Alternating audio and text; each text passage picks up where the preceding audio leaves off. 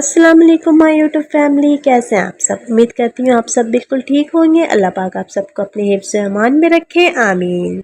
चना बिरयानी बनाने के लिए हमने 3 अदद प्याज ले लिए, उनको स्लाइस में कट करके इस तरह से गोल्डन ब्राउन कर लिया। 1 टेबल स्पून अदरक लहसुन का पेस्ट ऐड करेंगे।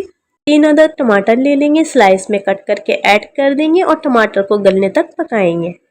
टमाटरों को गलने तक पकाएंगे। इसके बाद कोई सा भी होममेड बिरयानी मसाला ऐड कर दें। मैं शान का बम्बई बिरयानी मसाला ऐड कर रही हूँ, 1 साशे। मसाला डालने के बाद हम बहुत अच्छी तरह से भुनाई करेंगे ताकि टमाटर अच्छी तरह से गल जाए, मसालों के साथ मिक्स हो जाए। बहुत अच्छी तरह से इन सबको मिक्स करना है। हाफ कप दही ले लेंगे, अच्छी तरह से फेंट लेंगे और फिर मसाले में ऐड कर देंगे। 1.5 कप चनों को हमने पहले से बॉईल कर लिया था, अब हम मसाले में ऐड करेंगे। अब हम चावल रेडी करेंगे। चावल हमने बॉईल कर लिए अच्छे से, बासमती राइस। अब हम एक पतीली को ग्रीस कर लेंगे ऑयल से।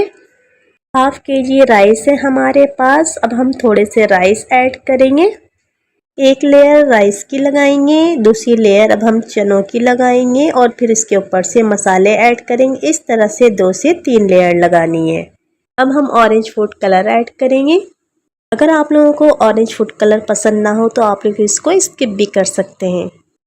बहुत ही सिंपल, बहुत ही कम इंग्रेडिएंट्स के साथ रेडी होने वाली चना बिरयानी आप लोगों को ज़रूर पसंद आएगी। मुहर्रम की न्याज के लिए बनाए या चाहे वैसी ही बनाए।